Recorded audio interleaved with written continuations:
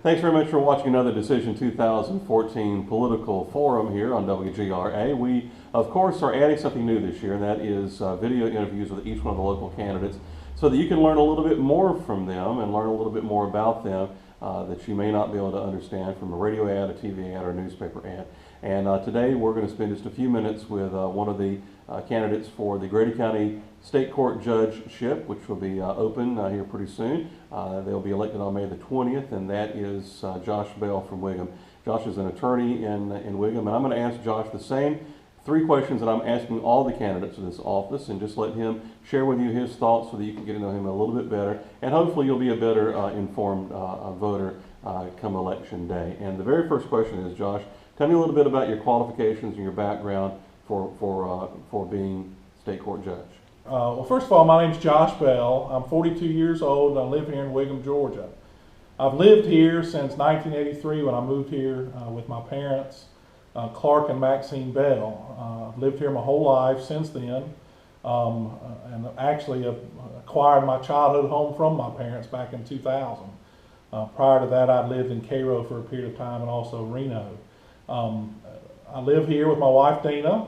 We have two children, Finn and McCartney. Finn is age 7 and McCartney is age 5, who will be turning 6 here in less than a month, which is what she tells me about daily. My educational background is pretty straightforward. I have 3 degrees from the University of Georgia. I have my undergraduate degree in criminal justice, my master's degree in public administration, and my law degree, all from the University of Georgia. I started out my legal career here in Cairo, where I worked for Kevin and Claire Chasen for about 3 years, and then I went to the law firm of Curbo and Kendrick that became Curbo, Kendrick and Bell. That firm was located in Bainbridge. I left there and opened up my own practice here in Wiggum a little over 4 years ago now. It'll be 5 years this November. I've been the judge in Cairo and in Wiggum for the last nearly 13 years. I was appointed the judge in Wiggum in August of 2001 and in Cairo in October of 2001, and I've served on those 2 benches without incident for those nearly 13 years. I believe that is my qualifications to be the state court judge of Grady County. If elected, what changes would you make to the state court? Well, changes to the court, it's tough to say what all changes I'll make. I'll say this, that everything that is done in the state court currently will be looked at and reviewed by me, and not only myself, but the whole staff that's already there in the Grady County State Court. There's a couple other elected officials in that court. The clerk of court has a representative there, Miss Debbie Kynes. She's the clerk of court that has, she's required by law to have somebody there to help manage that court. And also, Kevin Cawley is the solicitor in that court. So I'll be working in tandem with those two to try and see what we can do to improve that court. A couple of things that I know that we're going to probably change is probably the way that just the whole court calendar is handled. I think just by my observations, there's some dead time in that court that doesn't need to be, that we can streamline that a little bit so we can get our deputies and all that are there for security and as witness back out on the road where they need to be. The other thing that we're going to look very hard at, we've already started to look at it in some of the cities that I serve as judge, is the elimination of paper. That's a big thing for me. I hate getting each case accompanied by 50 or 60 sheets of paper. It's just not necessary, especially these criminal histories that we have on each of the defendants that come in. They're destroyed immediately afterwards. So in reality, if you can imagine, there's a printout of 50 or 60, sometimes more than that, sometimes less, sheets of paper that are printed the day before court, the day after court, and are shredded.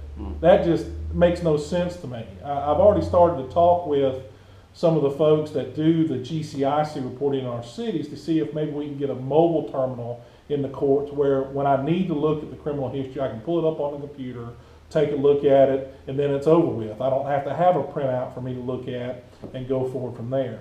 That's one thing I know that we will look at when I become, or if I become, the state court judge of Grady County. But in reality, everything will be looked at top to bottom in a ways to make it better.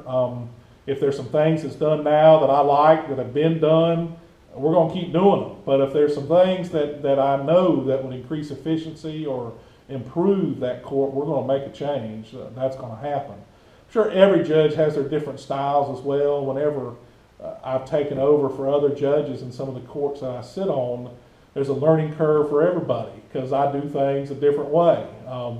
I like to say that I do them the right way and I follow the law, and that's definitely what we're going to be doing if we become the state court judge in Grady County. Why do you think you're the best candidate to be elected the state court judge? Well, my other two opponents in this case, Todd Butler and Jamie Lewis, are attorneys. Todd is in Cairo and Jamie has her office in Camilla. They both practice in Grady County a lot. But the biggest factor is experience. I'll first just talk about legal experience. I've been a lawyer longer than both of those two. Jamie, I believe, has been practicing 6.5 years, and Todd, I think just a little bit less than me, maybe 14 years, give or take. Not exactly sure about that, but just a little bit less. And during that time, I have a vast range of knowledge and experience in all areas of the law, both criminal and civil. I used to be a prosecutor in the state court of Grady County and the state court of Mitchell County, which gives me an advantage in looking at things from both the prosecution side and the defense side. As a judge, that's always important, to not have a lean one way or the other. You have to be impartial. You have to be impartial to all sides. But one of the biggest factors, though, if not the biggest factor, is my experience as a judge. I mean, I've been a judge for nearly 13 years without incident. I've done it. I know what I'm doing. There will be no learning curve if I'm elected the judge in Grady County.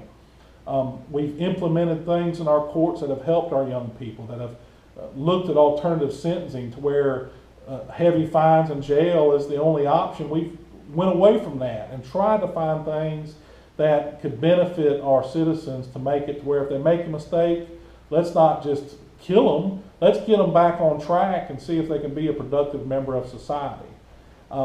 That's why I believe that I'm the best candidate for this position.